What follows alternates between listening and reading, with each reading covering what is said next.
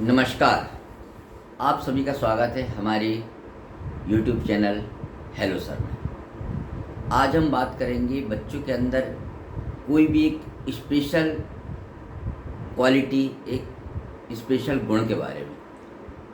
आज जब हम बहुत सारे चैनलों पर देखते हैं, इंडिया बेस्ट डांसर हो, इंडियन आइडल हो, लिटिल चैम्प्स हो, बहुत सारी ऐसी चैनल्स आती हैं। 4 और 5 और 6 साल के बच्चे अपनी अपनी जो भी उनका सेक्टर होता है, जो भी उनका एरिया होता है, उनमें उनको बहुत एक्सपर्टीज़ होती है। तो हम लोग ये सोचते हैं कि काश हमारा बच्चा भी ये कर पाता। उस समय हम बच्चों में बड़ा कंपेयर करने लगते हैं।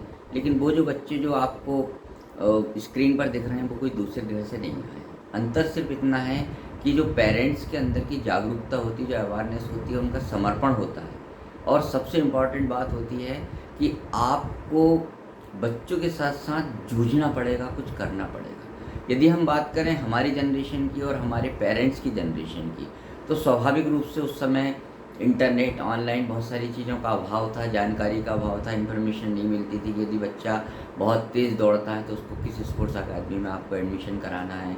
ना गवर्नमेंट की तरफ से इतनी फैसिलिटीज़ थी।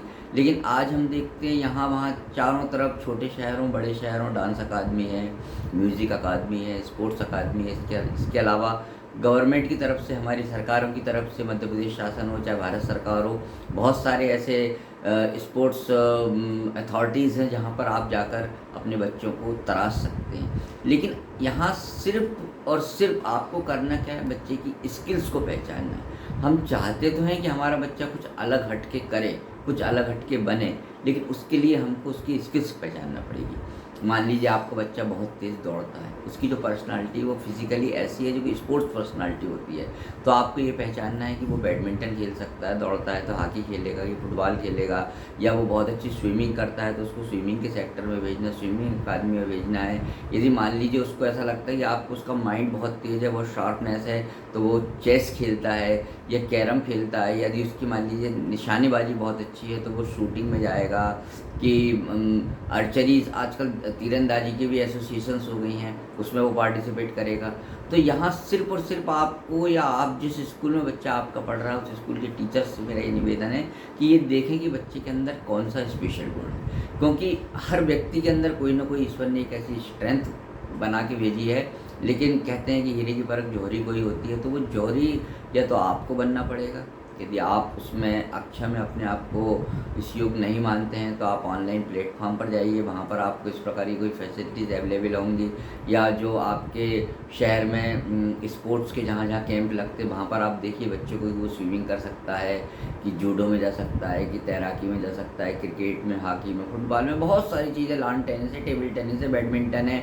उसकी यदि मान लीजिए आई कैपेसिटी बहुत अच्छी है तो इसके बाद शूटिंग में जा सकते हैं अपन, आर्चरी में जा सकते हैं। इसके अलावा यदि स्पोर्ट्स पर्सनालिटी नहीं है, आपका बच्चा शांत रहता है, तो आपको ऐसा लगता है कि वो बोलता बहुत अच्छा है, तो आप उसको मोटिवेशन स्पीकर बना सकते हैं। आप उसको स्पीच की जो बहुत सारे कॉम्पिटिशन्स होते हैं उसके द्वारा आप उसको आगे बढ़ा सकते हैं। यदि आपको लगता है कि आपका बच्चा शांत रहता है लेकिन लिखता बहुत अच्छा है, तो राइटिंग के क्षेत्र में आजकल इतने सारे प्लेटफॉर्म हो गए ऑनलाइन में, जिसमें कोई एज का कोई बंधन नहीं होता। 10, 12, 15 साल के बच्चे स्टोरी लिखते हैं और अर्न कर रहे हैं, नॉवेल लिख देते हैं बच्चे, बुक्स लिख देते हैं। तो यदि वो पोइट्री की ऐसा लगता है कि पोइट्री लिख सकता है, कुछ छोटी छोटी कविताएं लिख रहा है, तो आप उसको उसमें आप यूट्यूब प्लेटफॉर्म के द्वारा आप उसकी जो कविताएं हैं उस कविताओं को आप ऑनलाइन करिए। ये स्टोरी लिखता है तो स्टोरी बताइए। आपको ऐसा लगता है कि कोई आपका बच्चा बहुत अच्छी पेंटिंग कर सकता है, तो आप उसे कोई भी शहर में आपके स्कूल में जो भी उसका पेंटिंग का टीचर होता है या आर्ट एंड क्राफ्ट का कोई टीचर होता है, उस टीचर के द्वारा आप उसकी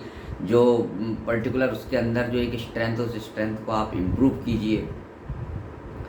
यदि आपको लगता है कि आपके बच्चे के अंदर एक लीडरशिप का गुण है, एक मैनेजमेंट का गुण है, तो आप उसको startup after 12th, after graduation startup तैयार करें, जिसमें उसके अंदर जो मैनेजमेंट स्किल है, उसको लोगों से काम कराने की कैपेसिटी है उसके। क्योंकि कई लोग ऐसे होते हैं जो सब कुछ होते हुए भी किसी अपने अधीनस्थ कर्मचारियों से, अपने जो उसके अंडर में जो भी एम्प्लॉयज़ होते हैं उनसे वो काम नहीं करा पाते। और कुछ लोग इतने होते हैं, इतनी कार्यकुशलता से, इतनी सादगी से, इतनी संजीदगी से लोगों से काम करा लेते हैं। तो आपको उसका वो गुण पहचानना है कि उसके अंदर मैनेजमेंट पावर है, उसके अंदर वो स्किल है तो आप उसको स्टार्टअप कर सकते हैं। आई मीन टू से इतना सारा सेक्टर, यदि मैं बोलना चालू करूँ तो 20-25 मिनट का वीडियो कम पड़ जाएगा कि इतने सारे सेक्टर है।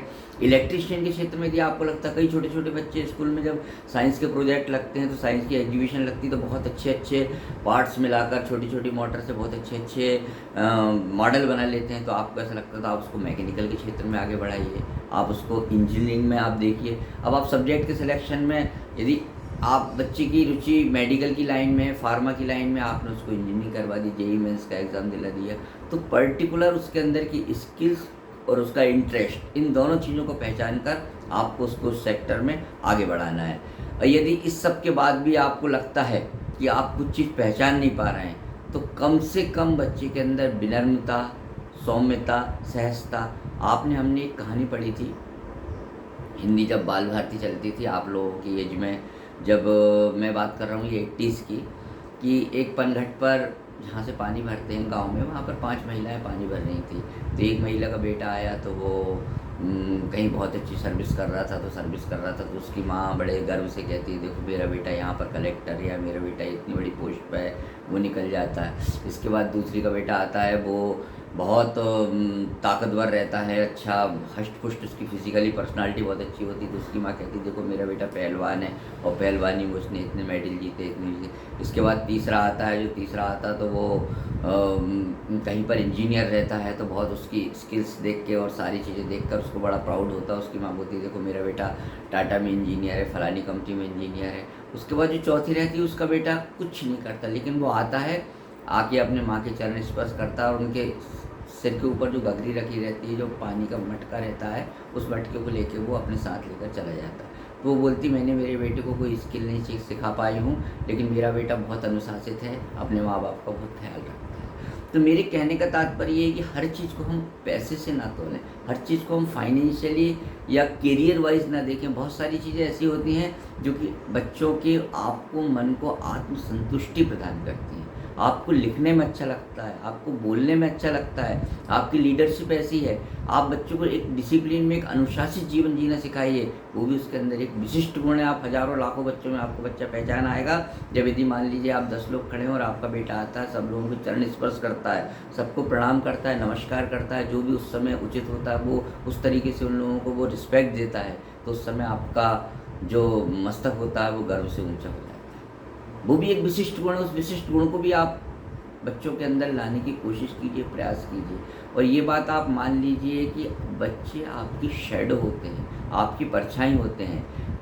मैंने एक बार पुराने वीडियो में भी कहा था, कोई बच्चा कहीं पर मिलता है, यदि वो अच्छी हरकत करता है या गंदी हरकत करता है, कोई भी एक्टिविटीज़ करता है, तो थर्ड पर्सन का सीधा एक प्रश्न होता है, कौन से स्कूल में पढ़ते हो, किसके बच्चे हो। तो इन दो चीज़ों पर उसकी परवरिश पूरी की पूरी इस बात पर उसकी जो शैडो होती है वो डिपेंड करती है कि उसकी एक्टिविटीज़ कैसी है।